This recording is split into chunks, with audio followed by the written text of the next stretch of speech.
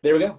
There we go. So yeah, so I'm Bill Perch. I'm the SABR Chicago newsletter editor. I'm also a member of the publications marketing committee for SABR, and we are helping promote a number of the new books that come out by SABR.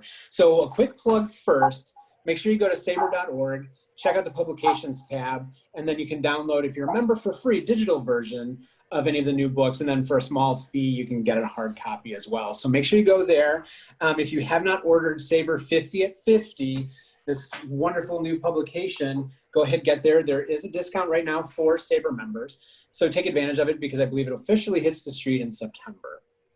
So with that business out of the way, I want to introduce our presenter today. Tom Stone is the author of Now Taking the Field, Baseball's All-Time Dream Teams for All 30 Franchises, published by Acta Sports. And I see a few people had hard copies of it already, so fantastic, we're ahead of the game there. The book is a result of 20 years of research and provides robust 30-man dream team rosters and starting lineups against both right-handed and left-handed pitching for each franchise. He used WAR as a baseline for the analysis, but also considered traditional statistics, honors and awards, and postseason performance. He also compared his selections with past authors, fan surveys, and even more. So today's session for our chapter, he'll be giving a brief overview of the book's genesis and methodology, and he'll share the depth chart for our two teams locally. And again, couldn't have picked a better weekend for that. So without further ado, let's welcome Tom. And please send in your questions via the chat while he's presenting, and I will pop in periodically and share some of those. And then when he's done talking, we'll open it up for a free-for-all with questions you can ask directly. So take it away, Tom. Great. Thanks so much, Bill, and thanks everyone for having me. Good to get together here on this Saturday afternoon. I had the idea of doing these with a bunch of chapters, a little over a month ago, maybe a month and a half ago, when there wasn't a season yet. And then the season finally got going. So that was good for all of us. But I've done several of these. I think this is my fourth or fifth. And I've got Detroit tomorrow, actually. So they've all been very good sessions, a lot of interaction. So definitely have your chat window open, ask me questions. I'll have a couple of trivia things we'll do as we go along. And like you said, we'll be focusing on the Cubs and the White Sox. Just a little bit more about me. I grew up in Rochester, New York. That's where I still live. I work in the human resources industry. I'm a researcher there, just like I'm a researcher sort of in baseball. This wasn't my first book. I actually co-wrote a business book on exactly what we're doing here. Webinars and online training using WebEx or Zoom or other platforms. My wife, Cassie Labori, was the co-author of that book. We were dating at the time, and I always like to joke that if you can edit each other's work while you're dating, then your relationship's on pretty solid ground, because that can be a grueling and very personal process. And we each wrote different chapters of the book and then would co-edit each other's stuff. And we still ended up getting married. So that was our book back in 2015. We're going to actually update it next year. She's working on another book on virtual training right now as well, given that everyone needs it these days with COVID. So I said I grew up in Rochester. That meant I could only play baseball part of the year because the weather, like in Chicago, even more brutal in Rochester in some ways, a little less windy, but definitely more snow. Can't play baseball year round. So I played, like a lot of people maybe on this call, some of the simulation games. I didn't play Stratomatic. I didn't play APBA. I played this one from Kodako, the disc-based one where you just had a spinner and stuff. Played that a lot. And then computers came along, and in the early 80s, I played Micro League. This was on first Atari and then later an early IBM PC. You see there the screenshot from the top right is the 75 Reds against the 80 Astros. Rosters like that came pre-built in Micro League. But if you got the general manager disc, you could make your own rosters. And so as a 12, 13, 14-year-old, with my old trusty big paper encyclopedia, I constructed all-time dream teams and had those play against each other. All-time Yankees against the all-time Cubs and things like that, using the Micro League general manager disc. Fast forward to 1999, I'm still interested in all-time dream teams. Of course, now we have the internet and Baseball Reference. It was a new site back then, but was just getting going. So I started finally writing the book and had job changes and other life changes and things. So it took me about 20 years to finally get the book finished and published. I had some challenges because new players would come along and have to change who I had selected: Albert Pujols and Derek Jeter and Mariano Rivera and Mike Trout, and on and on. All the great players from the last 20 years had to be inserted into their relevant team chapters. It's a pretty thick book. Some of you already have it. 600 plus pages. In part, that's because I compare my choices with other authors and fan surveys, as Bill said. And so that added some to the page count, one of the unique features of the book. I think I'm the only one to have already ever done that amongst the other authors that have tackled this subject. I had two really good editors, Gabriel Schechter, who used to work as a researcher at the Hall of Fame in Cooperstown. He lived right there in the Village for a number of years, and he's a SABR member. Probably some of you might know of Gabriel. Interesting thing about Gabriel, in a former life, he was a poker dealer in Las Vegas, a professional poker dealer, and he actually dealt the World Series of Poker some in the 80s, so he knew all the greats back then, Doyle Brunson and all those characters. So I think he's writing a book on that, actually, sort of his biography of being a poker dealer. Like Bill said, it's published by Active Sports. They put out the Bill James Handbook each year. I won't go into how I got connected with them. It was just sort of a lucky business connection that I had. Basically, the brother of the owner of that company lives here in Rochester and is in my industry. And we were having lunch and he connected us. So that worked out really well. I also have Pressbox Publicity, which has gotten me over 100 radio interviews to promote the book, which is great because when you're a first-time author in a field, you have no network, you don't know anyone. And he also got me onto MLB Now. This is something that they do regularly. They'll have new book authors. And back in February of last year, when the book had first come out, that's me there sitting next to Girardi. And I was on for the entire show, and they obviously did a 5-minute spot on my book. It was Scott Braun filling in for Brian Kenny that day. But that was a lot of fun. That's one of those sort of check the box bucket list type things for a baseball author for sure.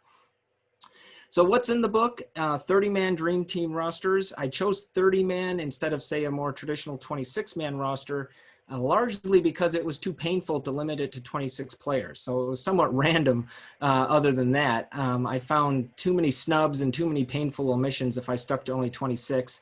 I could have gone to full 40-man, rosters in the end, and maybe in a future version I'll do that. I did start with WAR, wins above replacement, as sort of a starting point. I think I'm the first author to sort of do that, use that sort of modern metric as one of the aspects, but it's not the only thing that I used.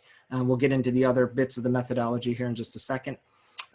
Franchise is the important word from the title. So, Dodgers covers their history of Brooklyn and LA, Senators, Twins, all one franchise, Nationals, Expos, all one franchise. So I don't break that out. I don't have an Orioles dream team separate from their time as the lowly Browns. It's all combined. The franchises in the NL go back to the 1800s, the best that we understand the continuous franchises from those years. Like I say, I chose 30 players for each team, 16 position players, basically a starter and a backup at each position. I gave myself a little leeway to mix and match outfielders, but I didn't allow myself to have 5 left fielders and 1 right fielder. You had to have at least 1 true center fielder in that mix. Gives me 2 extra spots for other position players, like a third catcher, and I gave myself flexibility on that. And then there were 12 spots for pitchers. I weighted it far more toward starting pitchers than relievers.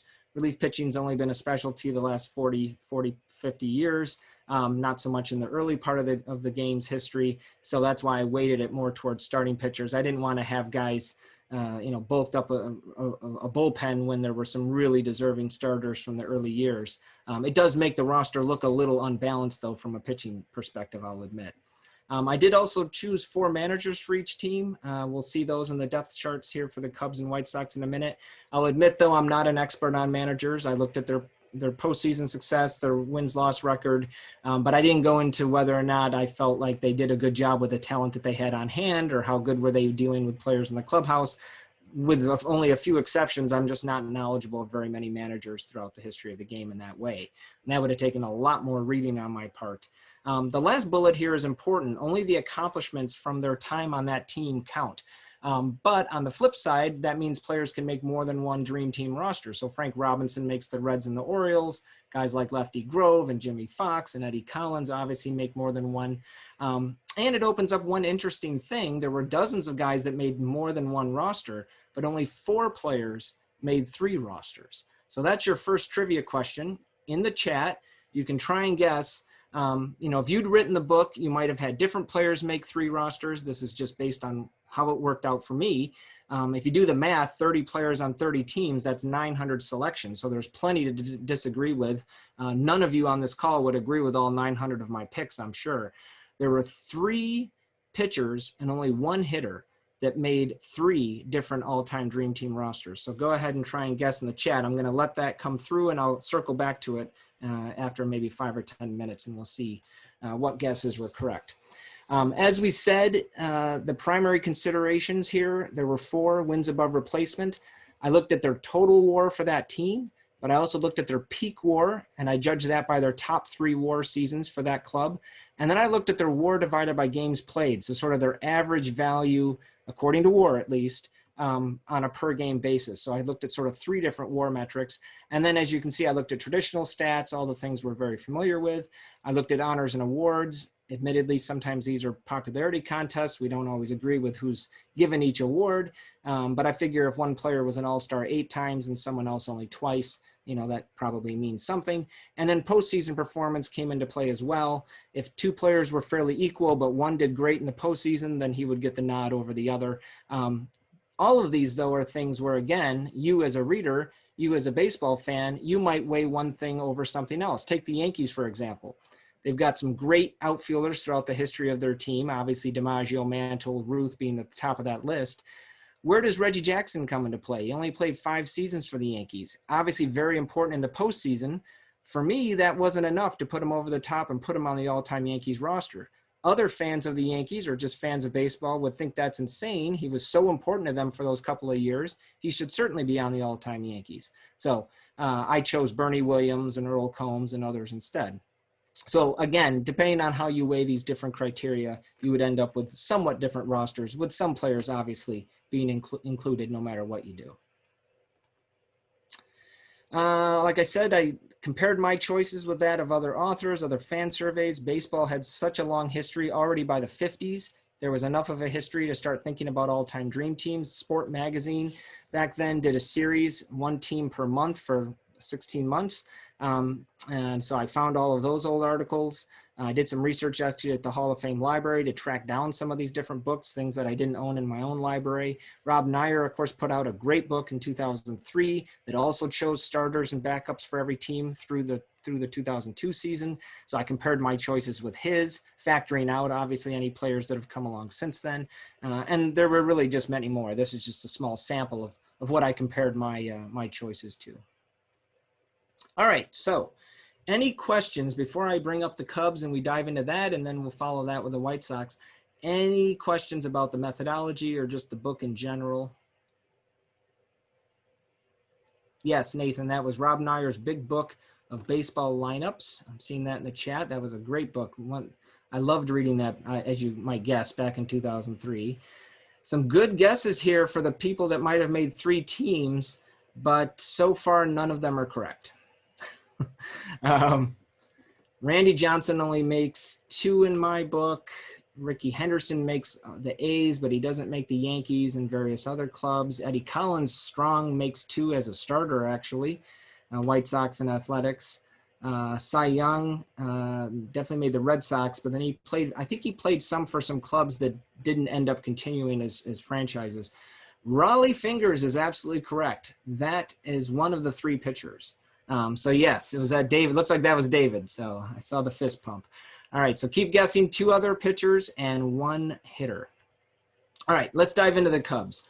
So you'll see more than 30 names here on this depth chart, and that's because, like any good depth chart, if a player played more than one position significantly, I listed them at multiple positions. So old-timer Jimmy Ryan played all 3 outfield positions, so he's included on all 3 listed here.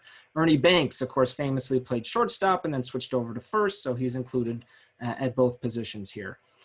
Keep in mind, this depth chart is through the 2018 regular season, so it doesn't include last year.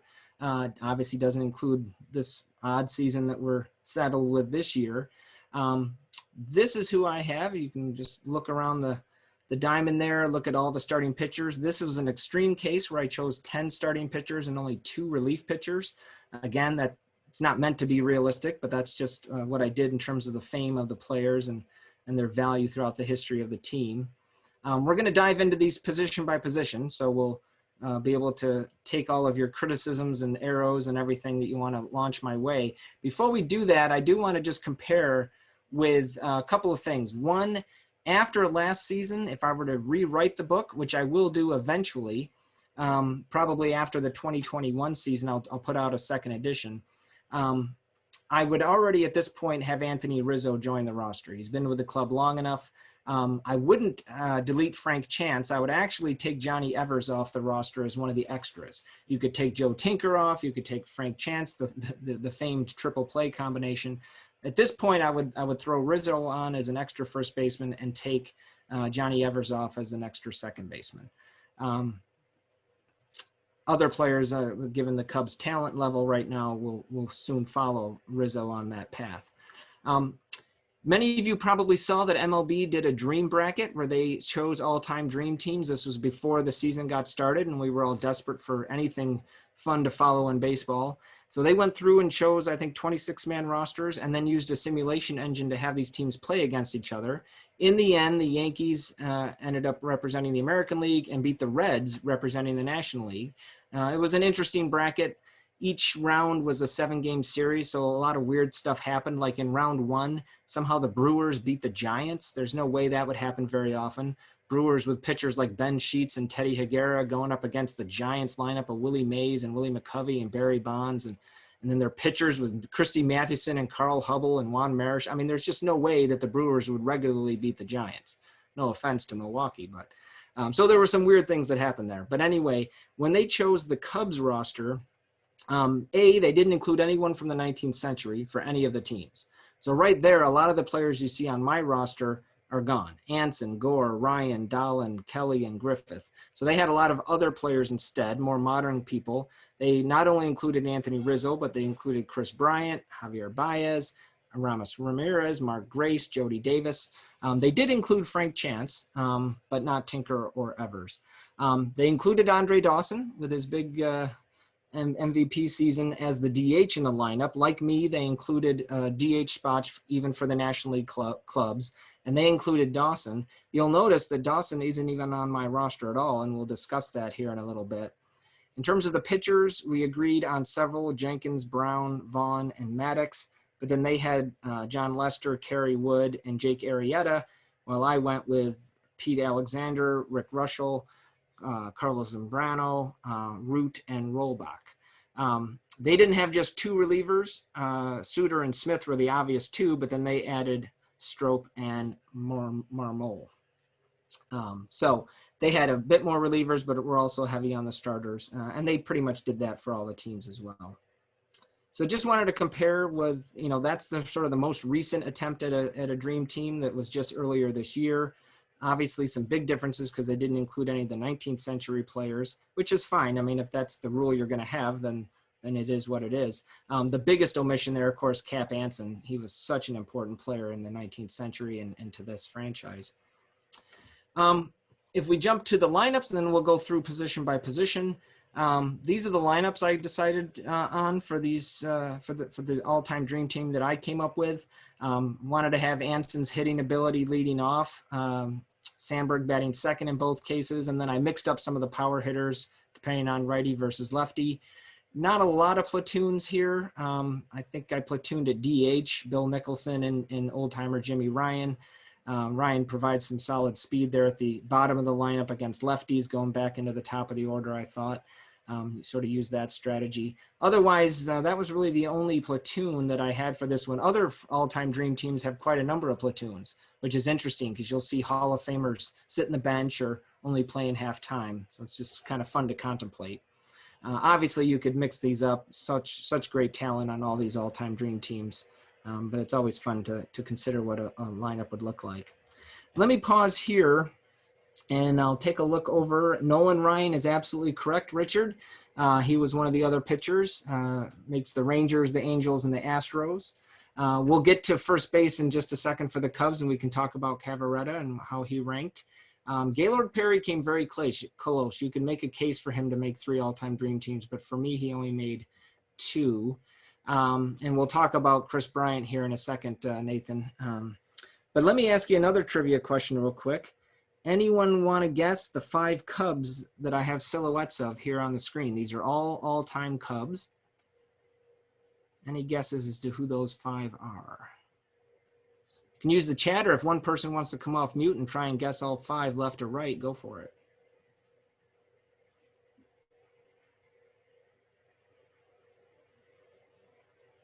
So we've got Billy Williams. Billy Williams is here. He's not the first one, though. Cap Anson's definitely far right. You can just tell by the hat and the way he's crossed his legs and standing there. He looks like an old-timer. So we've got Santo, Williams, Sandberg, Banks, and Anson. That's right. So SABR Virtual, Bill, you guessed all 5 in order. Very good.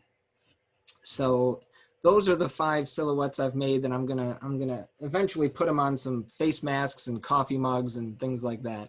I'm not an artistic person, but I've discovered how to make silhouettes of people, so I'm having fun with that. All right, so let's go position by position quickly. Here's first base. I looked at a lot of people at first base, and one of the features of my book, again, why it's so many pages, is that I discuss all of these. I mean, most of them only get a paragraph, but you know, these were all the guys that I considered. Let me explain a couple of the columns of the stats here. WAR is their total wins above replacement while they were on the Cubs franchise.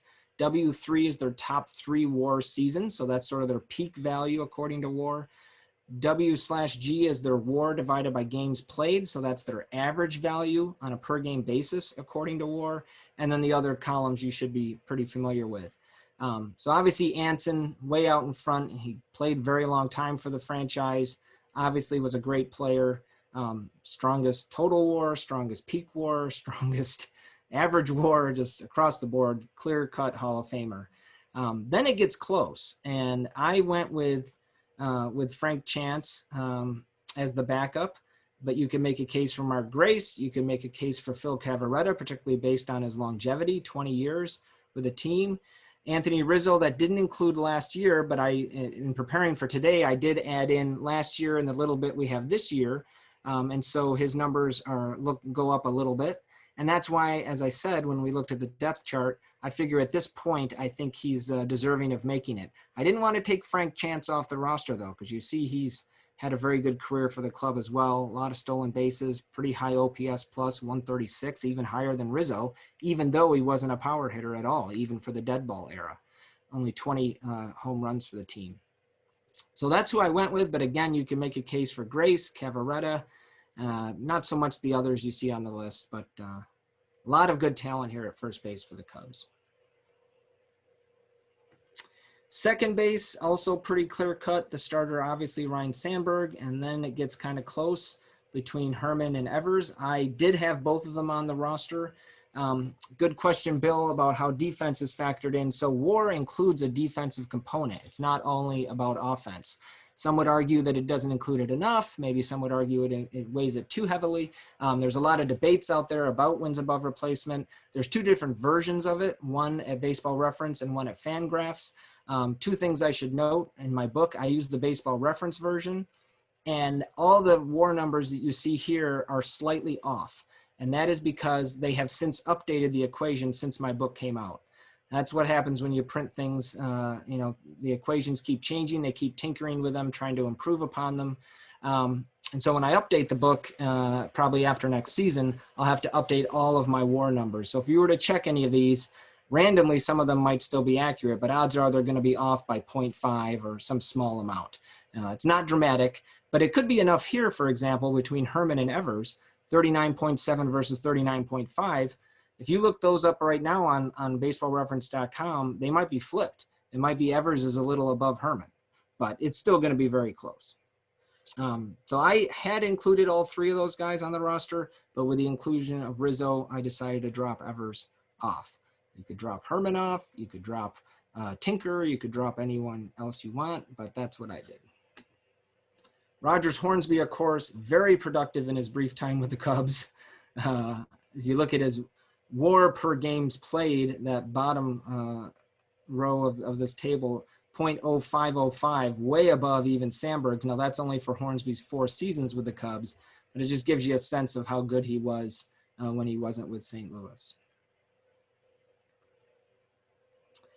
In fact, if you were to choose an all-time dream team for the Cubs based on best single season, then Hornsby, one of his seasons, would probably be your pick over even Sandberg's best season. But that would feel kind of strange because Hornsby we all think of as a Cardinal primarily. All right, third base, Ron Santo again, pretty obviously the #1 choice. Very strong peak WAR seasons, adding up to 27.6. That's very good for a top 3 seasons. I felt like Stan Hack was a credible backup. Although to your question, I think it was Nathan about Chris Bryant, here's his updated numbers. If you include last year and a little bit of this year. So still has a little ways to go in terms of longevity, I think, to get on here. He hasn't played as long as Rizzo has, but another 1 or 2 really good seasons, and he'll clearly be deserving, probably taking a spot from, say, Joe Tinker or someone from one of the other positions. Eventually, if he stays with the team long enough, he'd replace Stan Hack as the backup, or even Ron Santo as the starter eventually. But he's got a ways to go to deserve either of those, in my view. Yeah, so Jim asked, how do you factor in years with the team? Hornsby only had 4 years, but was a great player. Exactly. So like my Reggie Jackson example with the Yankees, that's where different people could factor it in differently. I do, in some cases, I will choose someone who played half as long as someone else if their peak value, if their value during those seasons was just so much better. Someone that lingered for 15 years, like say Ron Fairley, or just some players for certain teams that played for that team forever, but were sort of a mediocre player, barely above replacement level. Are they really deserving of being on there when someone else was an MVP twice but only played 6 seasons? Probably not. I would probably go with the peak performer there. I think in the case of second base here, I found it hard to argue for Hornsby over Sandberg or Herman, but certainly on peak performance, you certainly could. All right, shortstop, again, pretty obvious. Ernie Banks is the #1 choice here, even though he split his career with playing short and first base. That's fine. Played his whole career for the Cubs, we all know. Joe Tinker, part of that famed triple play that was always written about. I included him, and I included Bill Dahlin. For those that studied the 19th century players, he's someone that was only, relatively more recently gotten some acclaim, people advocating for the Hall of Fame and so on. Really good numbers from him, so I included him as well. I actually like his numbers over Tinker. If you look at his peak and look at his WAR per game, look at his OPS, I would actually choose him over Tinker. Tinker played 4 more seasons, so his total WAR is higher, 45 versus 34. But when you look at all the other metrics, I would probably rate him over Joe Tinker here. And then the other guys you see listed, again, I spent a little time looking at each of them, wrote up a little paragraph, talked about their highlights, but none of them really were too seriously considered. Javier Baez, great player, of course, like Chris Bryant and like some others on the team other than Rizzo, still needs to do a little bit more to be in the conversation, but wouldn't take too much more for him to supplant at least Joe Tinker, if not Bill as well. Obviously, it would take a full career for him to supplant Ernie Banks as the starter here, and that probably won't happen. In terms of catcher, once again, an easy starting spot given to Gabby Hartnett. Great Hall of Fame catcher, 19 years. After that, it's sort of a close call. We saw earlier that MLB chose Jody Davis as the backup. If you're interested in Wilson Contreras, he's only played 4 full seasons and a little bit this year. So he's still got a long way to go to really be in the conversation. I went with old-timer King Kelly. He played a mix of both catcher and outfield. 316 average, 149 OPS plus. Obviously, some of the seasons back then, the numbers were skewed and sort of odd and everything. OPS plus tries to factor that out, both the stadium and the season. But sometimes some of the numbers still look a little bit odd. But I went with him, even though he only played 7 seasons for the team. His numbers were pretty impressive here. The others, not real strong candidates in my view. But Hartnett at the top is obviously a strong selection. The outfield is always a lot of fun to look at for any of these teams because there's lots of candidates and there's always some people that are left off that you can argue about. Some of the obvious ones here, Billy Williams, unless you're going to exclude him because of steroids, Sammy Sosa statistically is deserving. One of the things I do in the book is I mention where we either know or suspect a player of using performance enhancing drugs. I leave it to the reader to exclude them or to factor down their stats. None of us know how well Sosa or any other of the players known or suspected would have done without those aids. How many home runs would he had less?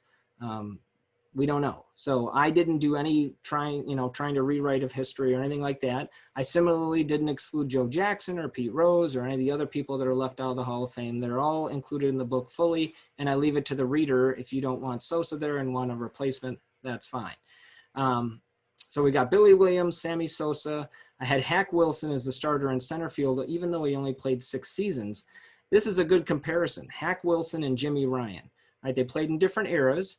But if you look at Wilson's 6 seasons versus Ryan's 15, he almost has as much wins above replacement in 6. If you look at his per game wins above replacement, it's way higher, 366 versus 217. And we all know why. He was a power hitter, also hit for high average.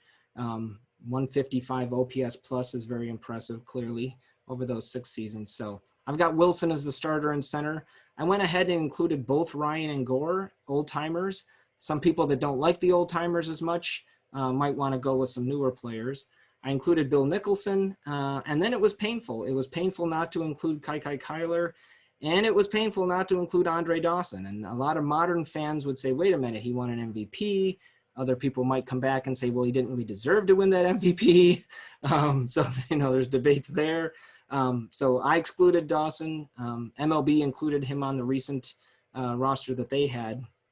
As we saw, he was there listed as the DH. But when I looked at WAR did not treat Dawson very well here. A couple reasons for that. His defense was already lagging. I know he won some Gold Gloves in Chicago, but his defense when he was in Chicago wasn't as good as it was earlier when he was with Montreal. I think most people would attest to that. And so his defensive metrics hurt him some. And then he didn't have a strong on-base percentage. And like a lot of modern stats, OBP makes a big deal, makes a big difference. And even in his MVP season, I just checked it this morning, he only had an on-base percentage of like 328, not real strong. He had 49 home runs, but that was a big home run year. So you got to relativize it to that. I know I'm speaking to the choir here on a lot of these stats and stuff. So I realize some folks on the call are certainly a lot of people that attend games at Wrigley would raise an eyebrow at not including Andre Dawson, but for me, he didn't quite make it, one of the closer snubs. So that's the outfield. For pitching, considered a lot of starting pitchers. Again, WAR is their total WAR for their time on the Cubs franchise. W3 is their top 3 WAR seasons. I don't have a WAR divided by games played for pitchers because some pitchers back in the day would both start and relieve, and then that would change the metric because they pitched in 60 games, even though they were a starting pitcher and started 40 and relieved in 20. So it gets funky. So I ditched that metric for pitchers, but I do have total WAR and I do have peak WAR. So obviously people like Fergie Jenkins and Three Finger Brown clearly make it. I was pretty surprised to see Pete Alexander not make it for MLB when they did their roster. Because while he had his best seasons in Philadelphia, he had several good seasons for Chicago, and put up a good 128 wins and 83 losses. You see a lot of the others here. I included Clark Griffith. One of the things I do in the book is I severely discount the 18th century pitchers. If they're throwing 400, 500 innings, they're racking up a huge amount of wins above replacement just from throwing that many innings.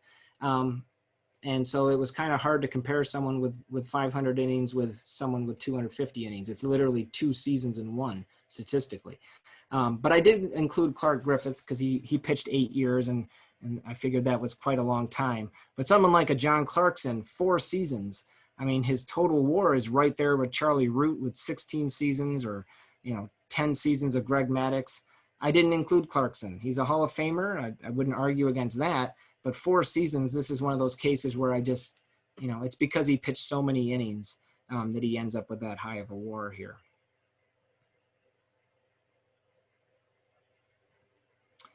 Why did I go down to Rick Sutcliffe and then not include anyone after that? After a while, it just got to a point of you can only consider so many pitchers, and if they're not going to make the roster, then you got to cut it off somewhere. So that's where I cut it off.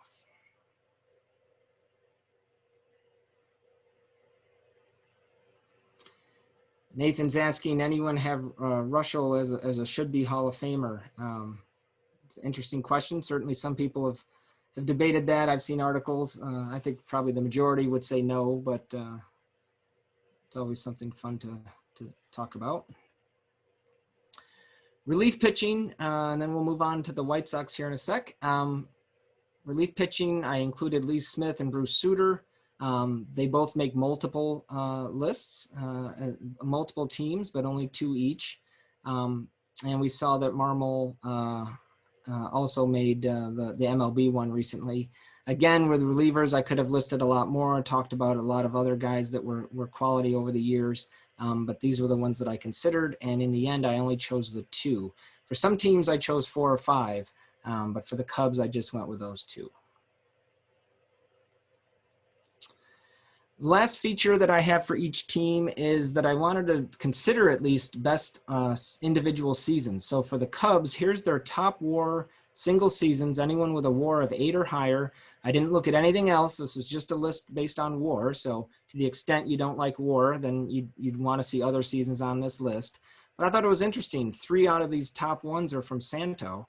3 are from Banks. Only 1 Sandberg. Obviously, Sosa had some big numbers some years, although that wasn't his 98 season that ranked so highly. And then, as I alluded to earlier, Hornsby, 1929, statistically an outstanding year. And so if you went by that criteria, then he would have been a starter for an all-time Cubs team if it was based on single season. Same thing for pitchers. It's interesting. Certain teams will have more hitters with an 8 or higher WAR single season. Some teams will have more pitchers. For the Cubs, it happens to be more pitchers. Some recent ones included, we see Mark Pryor from 2003 at the bottom of the list, Jake Arrieta, his great season in 2015. You see some of the early ones. I didn't include anything here earlier than 1895. Once 1895 came around, the innings pitched were usually well under 400. Prior to that, they were just pitching with 2-man rotation sometimes, it seems like. But you see some other interesting seasons here. Ellsworth from 1963, Maddox, of course, from 92, and some other names that didn't really play as long for the team necessarily, but had some good individual single seasons.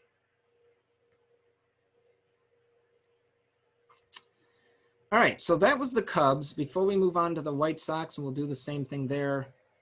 Anything else anyone wants to add in the chat or come off mute and talk about regarding the Cubs? Happy to do so. David, yeah. Tom's a little bit technical, but you'd mentioned that, you're taking off Evers for Rizzo, and you could have taken off Tinker, you mentioned a couple times. And I'm looking at it and looking, okay, Evers is basically tied for second among your second basemen. Yep. Tinker's basically tied for second among the shortstops, not much to choose there. And if I'm thinking about it, I'm thinking, all right, down the road, Javi Baez, maybe 3 years from now goes on. So why doesn't Tinker come off instead of Evers? Because then you kind of make it up with shortstops. I don't know if it figures your thinking at all, but it just. Yeah.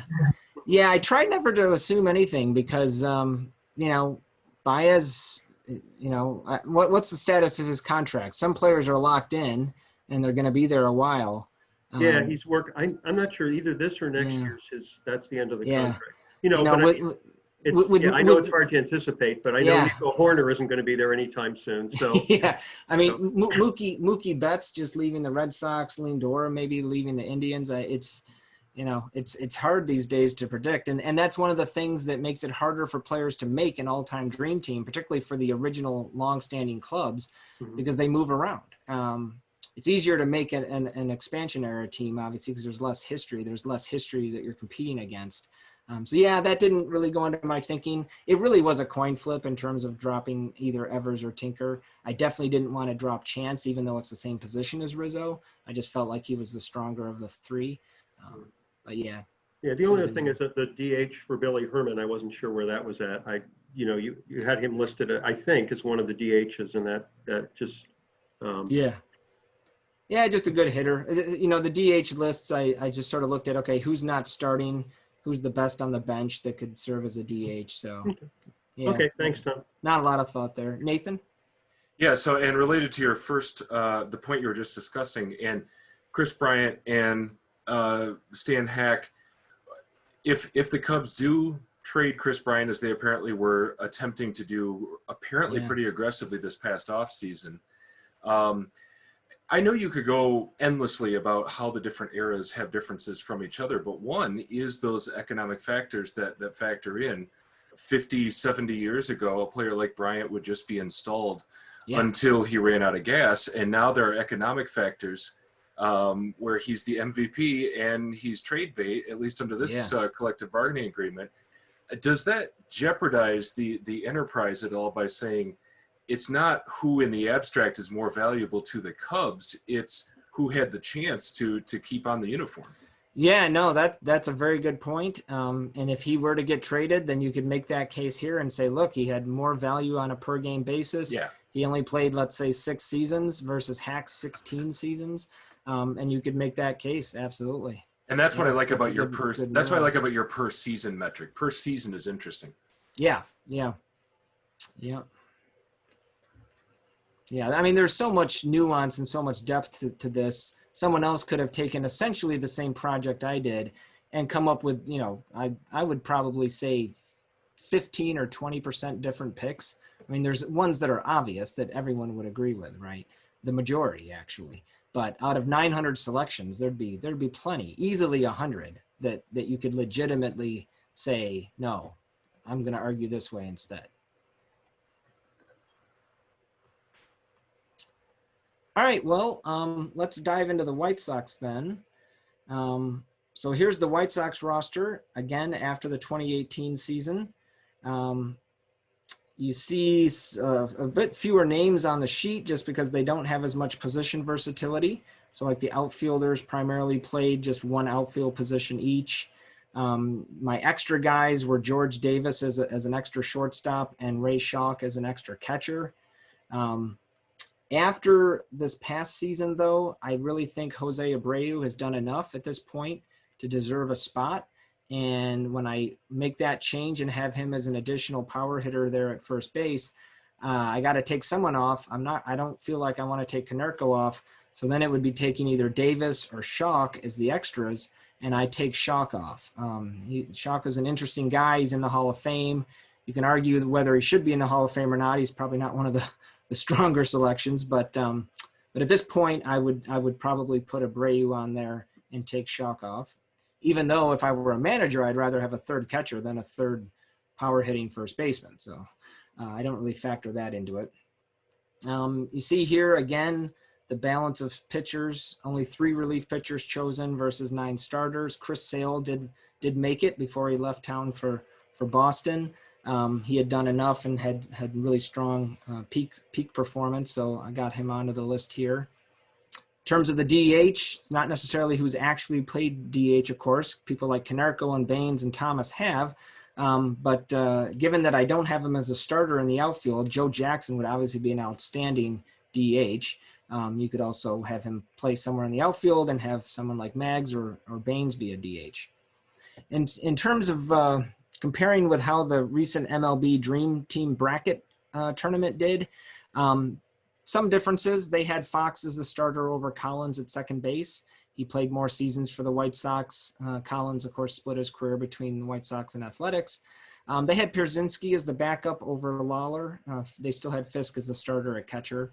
Their outfield was a little odd in that they listed Maglio Ordonez as the left fielder, even though he never played left field for the White Sox. I checked this, and so that felt like cheating to me.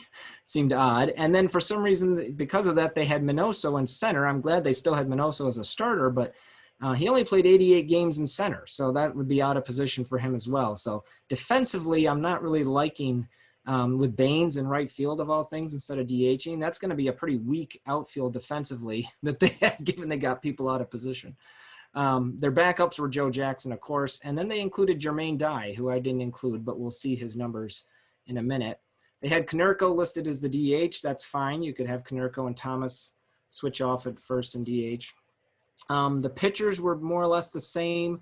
They had a smaller roster, so they didn't have room for Eddie Seacott or Doc White. And then relief, they had the same three I did, except they also included Bobby Jenks. And I'll admit, Jenks came close for making it. You could certainly make a case for him over either Hernandez or Thigpen, really. We'll see those numbers in a minute. So that's what MLB did recently. By the way, the people that chose for MLB, I believe it was a project where it was like the beat writer combined with somebody working for the team itself. And they generally, as we're seeing here with these two examples, picked pretty well. They had a little bit of a bias towards contemporary players that fans would recognize. And then, of course, they had the rule that no one from the 19th century could be included, which doesn't impact the White Sox, but as we saw, impacted the Cubs. Here's the lineups I came up with. Again, lots of fun to just construct these. I had a few platoons like Baines and Ordonez in right field. You got one lefty, one righty, so that makes sense. At DH, I shuffled Thomas around. I had him at first base some and then DH some. That allowed Konerko to play some first base, and I also got Joe Jackson in the lineup, at least against right-handers. Could bat second. That's a pretty powerful top three of the order against right-handers: Collins, Jackson, and Thomas. That's pretty good. I played Mignoso in left field, Fisk at catcher. I platooned some at third with Ventura and Cam. I had one lefty and one righty, so that made sense. And same thing in center field. The lesser-known guys, Fielder Jones and Johnny Mostel, one lefty, one righty there as well. In terms of first base, we'll go through these real quick.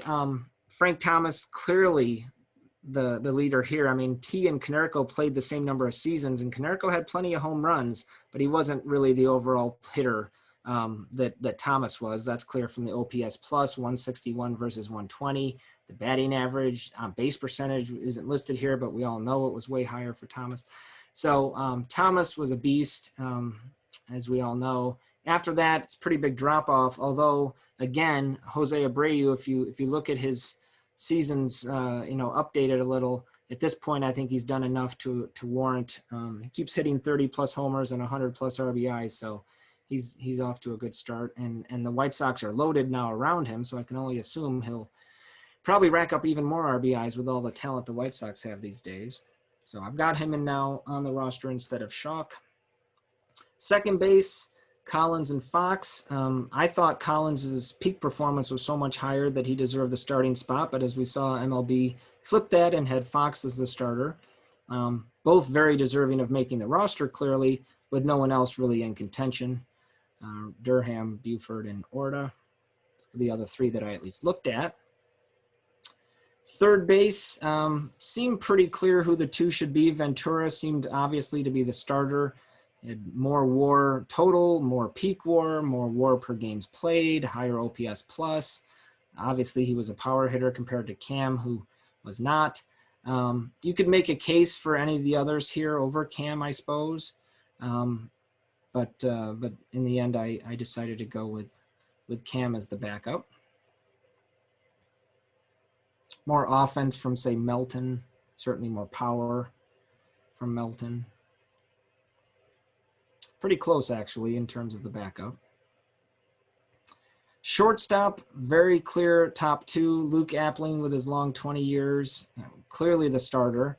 Aparicio, I think, very deserving of the backup spot, although on a peak performance basis, George Davis, Hall of Famer, also, all three of them, you could make a case for him on peak, taking the spot over Aparicio, but that's the order I went with. For now, George Davis is on the roster and I think has a secure spot. It'll take a while for any of the young guys on the White Sox to be deserving of a spot, although they certainly have a lot of talent. So if they hold on to him, someone like a George Davis would fall off the roster at some point.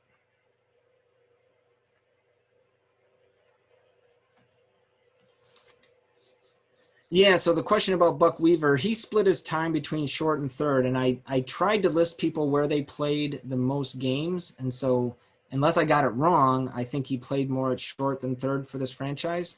But you know, he did play some of both, and in my write-up about him, I would have said that anytime a player played significant time, like for example, tomorrow when I'm with Nathan in the Detroit chapter, I did not include Tony Phillips on the roster, but of course I mentioned just how versatile Tony Phillips was and how he played all over the diamond. For catcher, it seemed pretty clear that Carlton Fisk with his power number should be the starter. Then it was close. We saw MLB went with Pierzynski. I went with Lawler. I did include Schock. Until now I would remove him, but it's a close call. I mean, you could keep Schock and get rid of Lawler if you wanted to include Abreu on the roster. Schock certainly stole a lot of bases, particularly for a catcher. Given the era that he played in, the dead ball era, everyone was running the bases. So pretty close here, but I felt like on a peak performance, sort of on a per game basis, if you look at the all-time WAR, Lawler's just behind him, but he played 5 less seasons. Things like that went into my thinking here.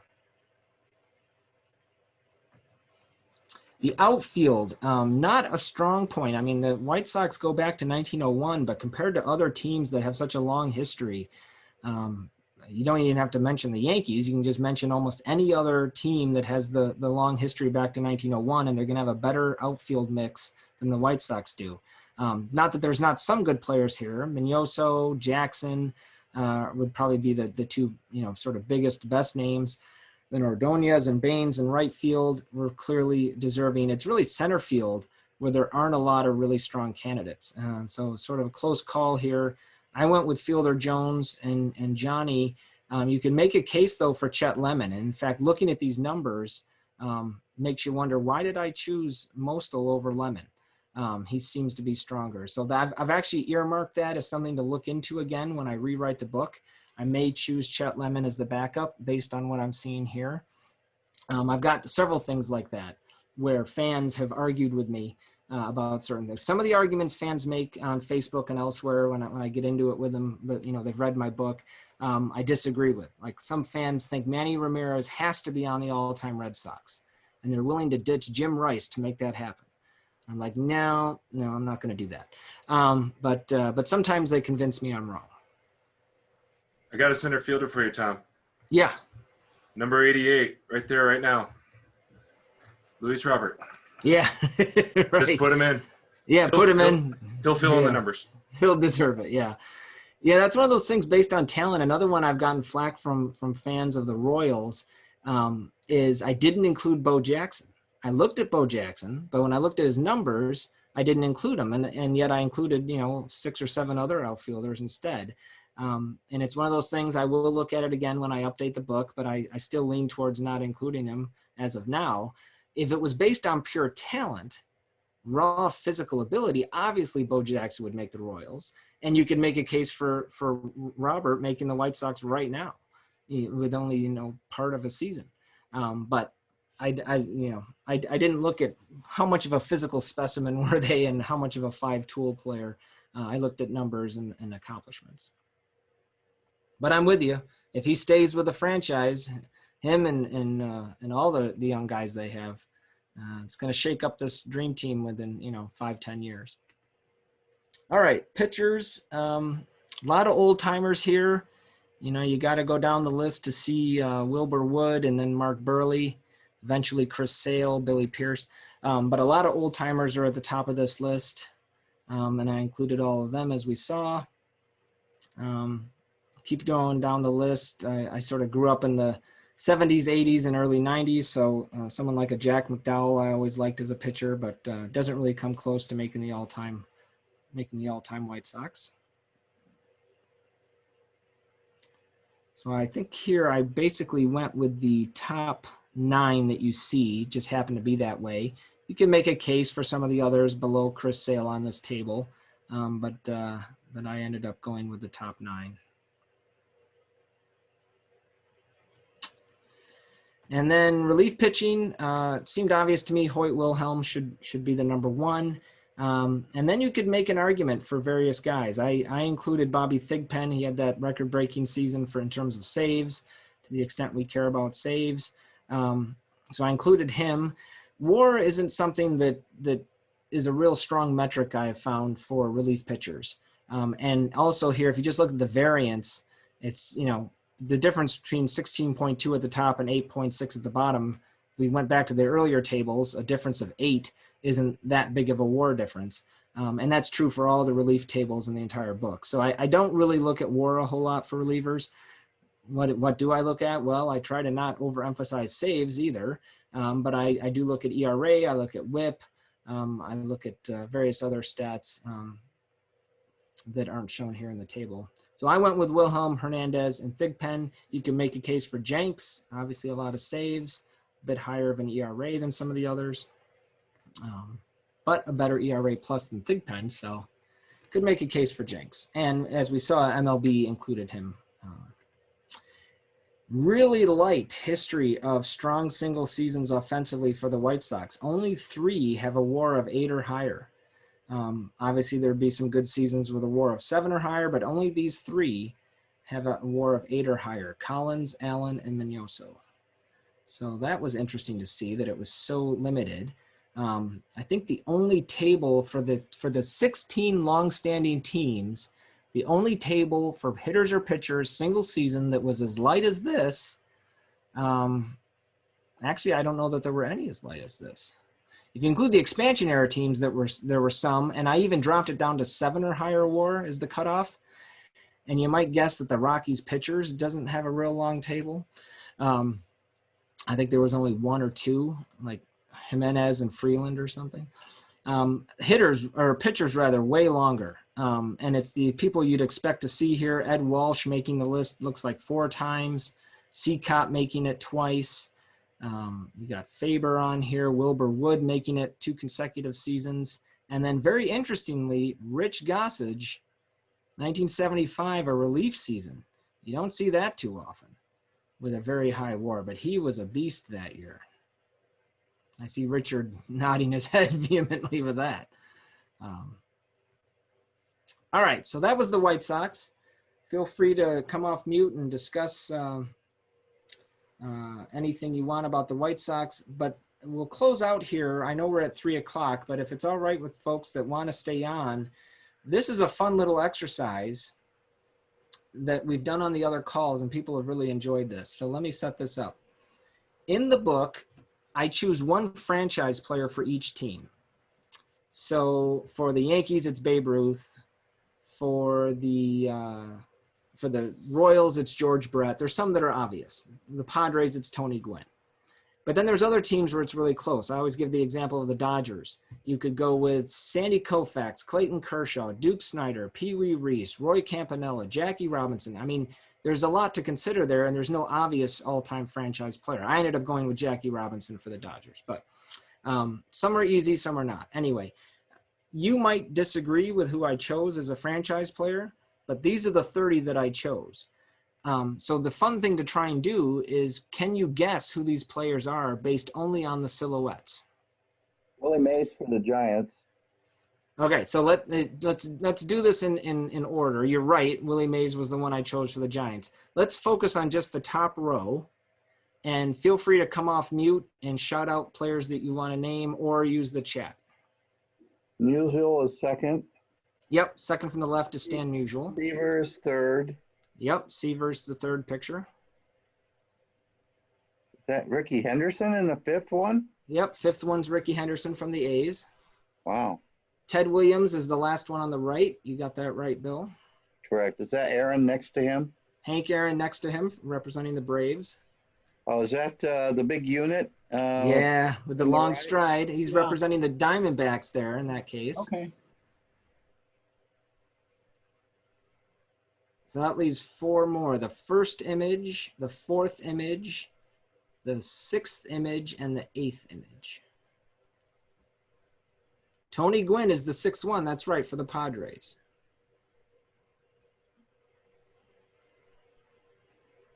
All right, I'm going to give you the teams for the 3 that we're still lacking. In order, The first image is Rockies, the fourth image is Angels, and the eighth image is Rangers. Is that Todd Helton? Todd Helton for the Rangers, that's right. Not Rangers, Rockies. Or Rockies, sorry. Yeah, Rockies. And then we got the Angels and the Rangers. Mike Trout? Mike Trout, that's right. The Wow. Angels. And then third from the right, representing the Rangers. Beltray? No, although he'd be a good one to consider. God. Rangers. Irod, Ivan Rodriguez, Pudge. That's right. Ivan Rodriguez. Yeah. All right, middle row. Go for it.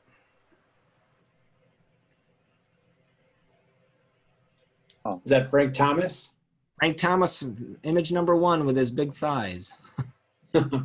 Walter Johnson is number 5.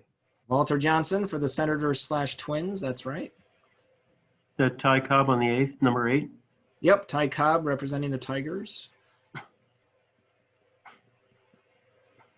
We already said Willie Mays. He's on the far right Yep. for the Giants. Yeah.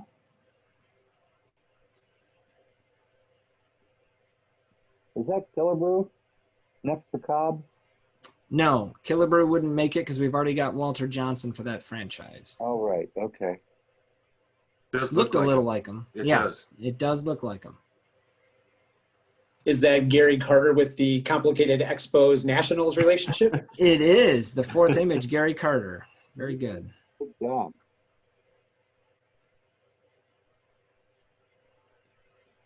Derek Jeter next to Walter Johnson? Nope, he wouldn't be the Yankees representative. Right, Ruth. Looks a little like him, but Is that Mantle? Number 3, is it Mantle? No. nope, because Ruth makes it for the Yankees. Oh, that's right.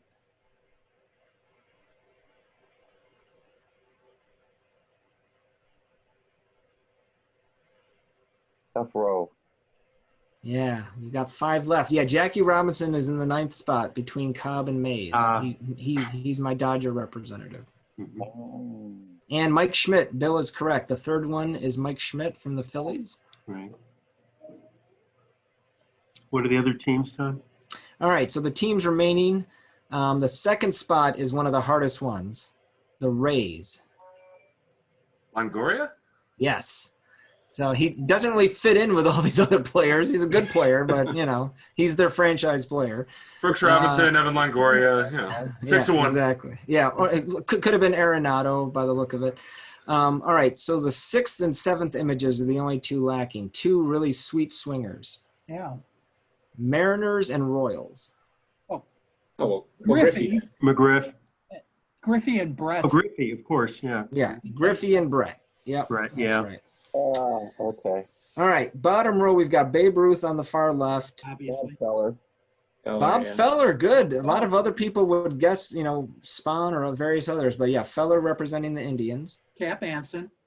Cap Anson, we already saw earlier from the Cubs, which, by the way, you know, a lot would say, wait a minute, why not Ernie Banks? But I went with Anson. Cal Ripken Jr., 3rd. Yep, the third spot is Ripken for the Orioles. Johnny Bench. Johnny Bench representing the Reds, although you could make a case for various other players there. Mm-hmm. Jeff Bagwell, 6th. Very close. It's actually Biggio. It could have been Biggio or Bagwell for the Astros. He had the but- right idea. One of them. Yeah, exactly. But I went with Have credit for that. Biggio. All right, we got 4 left, including the hardest one out of all of them. Robin Yount. Robin Yount is second from the right for the Brewers. Yeah. That's right.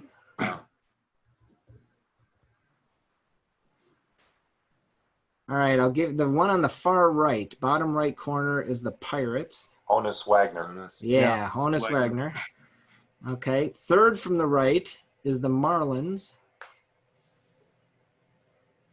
Still plays, but he's no longer on the Marlins.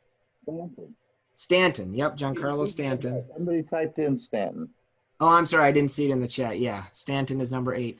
And then this one's super hard to just somehow guess because a lot of pitchers look like that. Team? The team, yeah, Dave Stieb for the Blue Jays. Wow. Yep, that one's tough.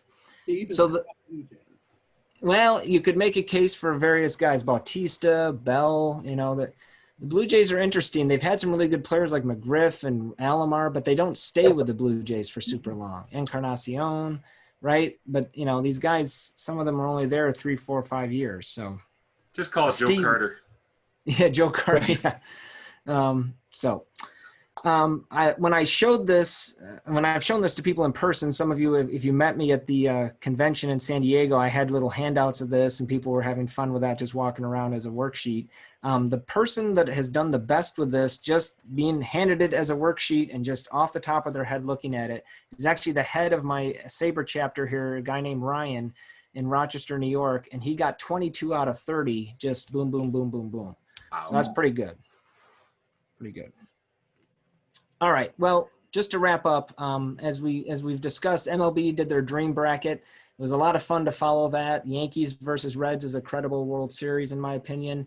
For that, there were some weird things, though, like I say, the Brewers beating the Giants in round 1. I'm actually going to use the same simulation engine out of the park baseball and run 100 full seasons.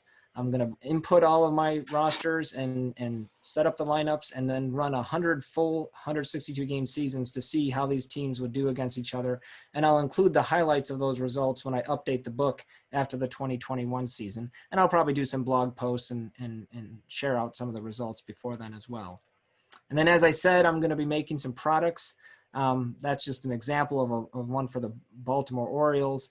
But things like coffee mugs, T-shirts, it's real easy with Cafe Press or Zazzle or some of these companies to make things. I actually have a mask that I've been wearing through COVID. There's my mask right there.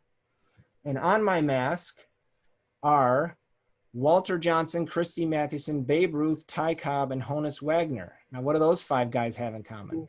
First 5 in the Hall of Fame. First 5 in the Hall of Fame. They were the first class. And so I wanted to have this mask so that I could have a first class mask. So Cobb was late for the photo, but I'm glad he got on the mask. Yeah, that's right.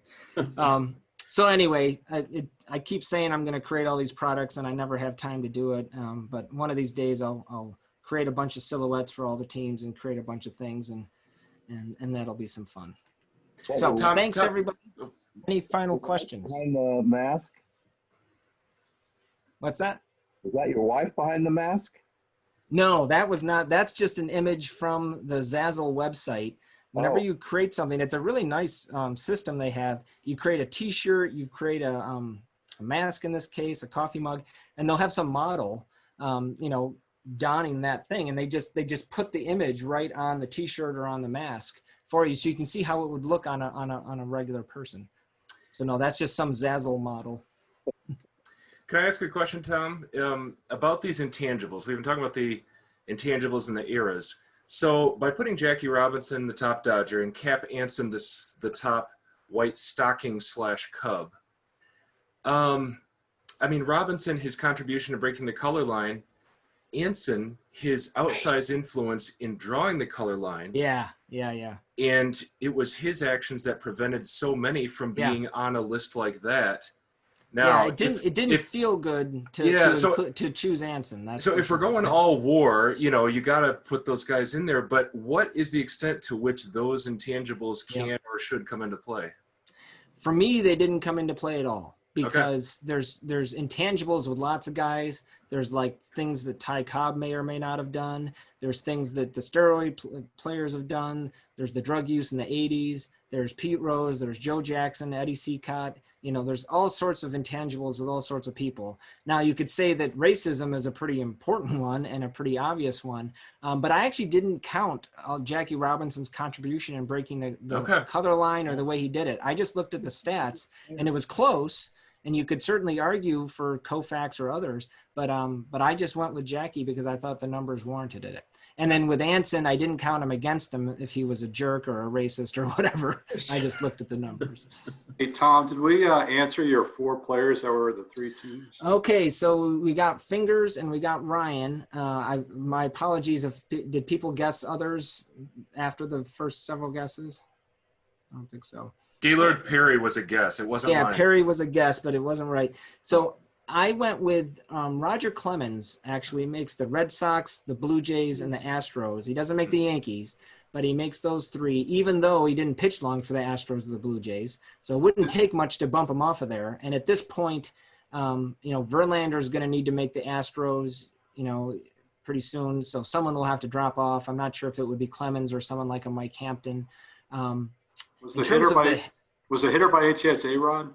It was Okay. A-Rod. A-Rod, you got it. Rangers, Wow. Yankees, and Mariners. Yeah, Yeah. exactly. Which again, if some people aren't fans of A-Rod for whatever reason, then they won't want to hear that. But Three for me, he years made with all the 3. Rangers, right?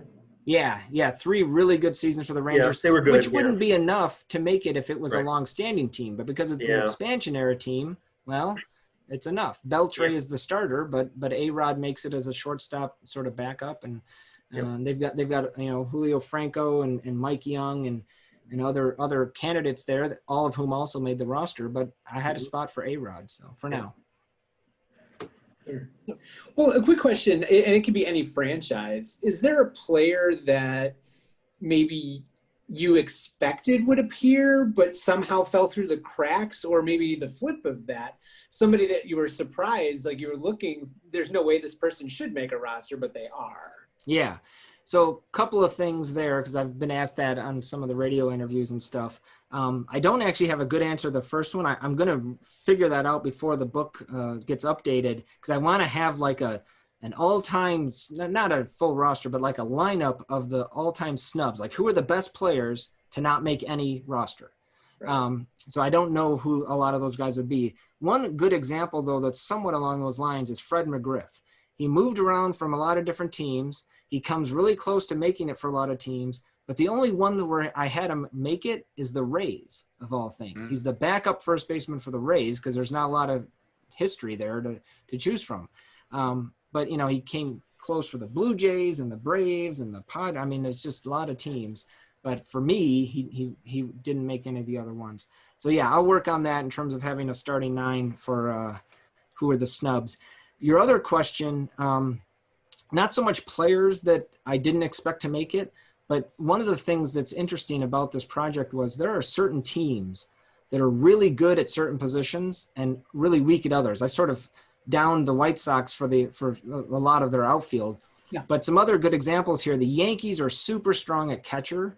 Yogi Berra, Bill Dickey, Thurman Munson, Jorge Posada doesn't even make the all-time Yankees for me. Elston Howard doesn't make it, so they're really strong at catcher. The Braves are really strong at third base. Chipper Jones and Eddie Matthews. I mean, flip a coin as to who should be the starter. 2 legit Hall of Famers. I listed Matthews slightly ahead of Jones, but you could argue that. But then across their infield, so the very same team at second base, the Braves are ridiculously weak. Given that they go back to the 1800s, I was looking at guys like Glenn Hubbard, Marcus Giles. I mean, I had to write about Glenn Hubbard and whether or not he should be on the all-time Braves. It's like, what is going on here? So I cheated a little, and I had Rabbit Moranville, who was primarily a shortstop, but did play about 400 games at second. I listed him as the top second baseman, and then I chose Marcus Giles, who had a few good offensive numbers, as the backup, just so that I could not have some of these other guys have to make it. There's some other positions like that. Like the Pirates have both Honus Wagner and Archie Vaughn at shortstop. But then first base for the Pirates, Willie Stargell, who actually played more in left field, but I, again, moved him to first base because the other first base choices were not good. Like in recent years, they've had Alvarez. Now they have Josh Bell. Before that, they had Jason Thompson, they had Dick Stewart. But you got to go way back, and there's just not very good candidates there. I ended up including Beckley, who split his time between the Pirates and the Reds. I included him, but even that was not a very strong choice as a Pirates first baseman. Tom, I just wanted to thank you for the book. I mean, I loved it. I've dived through it a lot.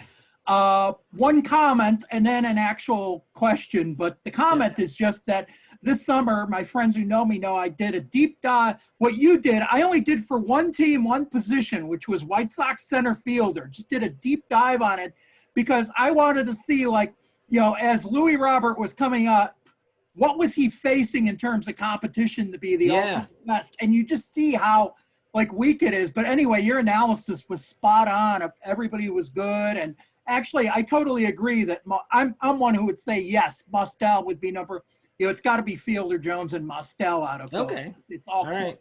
But I agreed with that choice because Mostel's peak was he was setting team records and stuff. He was. And that's true. But anyway, so that's me. My comment is that, and my question, or at least aesthetically, the one question I have for you is, this is just, I think by you, an aesthetic miss that I thought should have been in there related to the all-time Braves team, since that's the oldest franchise.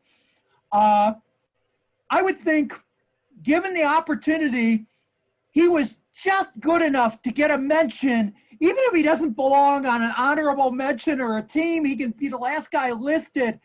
But when you're doing like shortstops for the Braves, you've got to mention George Wright. This is like the link to organized baseball history. Okay. And he was, you look at his records, he was good. And if you cheat a little and you realize what the National Association version of the Braves, which it does rank back to, he was really good. And if you just like make that exception, you realize you can at least mention him. You don't have to mention him. Yeah.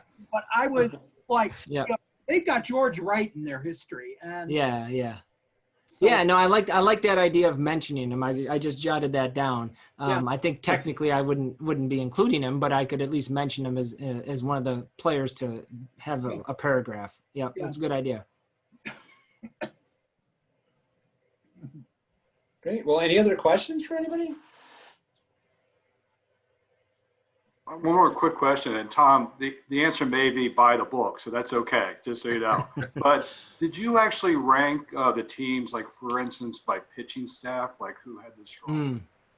So I didn't do that in the book. I've done that in my head. I'm going to allow the simulation to help me to do that. When I do the 100 full seasons, it's going to be really interesting to see who has the best lineups, who has the best pitching staffs, and then who does the best overall. I get asked this a lot on radio interviews, and the hosts will always just superficially say, so the Yankees will be the best, right? And I'll say, well, the Yankees have arguably the best lineup. I think the Giants and the Red Sox and a few others would you could argue, but the Yankees are a great lineup. They also have a great bullpen with Mariano Rivera, Dave Righetti, Sparky Lyle, and Goose Gossage. Really good. But their starting pitching isn't going to be as strong. You've got great names, Whitey Ford, Andy Pettitte, Ron Guidry, Lefty Gomez, and on down the list. But it's not as good as some of the others. The Dodgers are stronger. The Red Sox are stronger. If you think of Cy Young, Roger Clemens, Pedro Martinez, Lefty Grove, I mean, that's definitely stronger than the Yankees. The Giants with the ones I mentioned earlier. Even the A's might have actually had some pretty good pitching staff. A's had some good pitching as well. The Phillies have really good pitching. They're a little weak at some of the other positions. So I think the Yankees starting 5 starting pitchers would only be like middle of the original 16 teams. It's going to be better than most of the expansion era teams, but it's going to be in the middle of those original 16. So if you have the best offense, arguably the best offense, arguably the best bullpen, and middle of the road starting rotation, well, you're going to win a lot, but you might not win the World Series all the time, right? So it'll be interesting. Out of 100 seasons, my first question is, how many World Series do the Yankees win out of 100 simulations? Maybe they'll win 25. Maybe they'll win 30. And who knows? Maybe they'll win the most. Maybe they won't. It'll be interesting. So yeah, and then also things like from the expansion era teams, who's going to do the best? I think the Astros will do very well. I think the Mets will do very well because they've got some strong pitching. Some of the others are surprisingly weak. Like again, I keep picking on the Brewers, but when I look at their all-time dream team, they've got Yount, Molitor, Braun, but I look at their pitching staff, and it's just, I don't know how they could possibly beat the Giants in a best-of-7 series. But the Mets are kind of the opposite, aren't they? I mean, great pitching, but you look at their lineups, and they're just not impressive at all. Yeah, they've got some, every single roster, even the 4 most recent, have some good names here and there. But yeah, they've got very strong pitching, Seaver and Gooden and Kuzman and now DeGrom. But yeah, their lineup is not as strong as their pitching. So, by the way, the chapters in the book, I think I say this in the intro, but they're in order. I do the first 16 teams and then the expansion era 14 teams, and they're in order by all-time wins-loss percentage as of the time of that writing. So the Yankees are chapter 1, Giants are chapter 2, Dodgers, Cardinals, and so on. And the interesting thing is, and this was a surprise to me, for the 14 expansion era teams, as of 2018, who had the best wins-loss percentage? It's the Angels. I wouldn't have guessed that. I mean, they don't have much postseason success, right? But in terms of regular season, they are a big market team. They've done well compared to the other expansion era clubs over the years.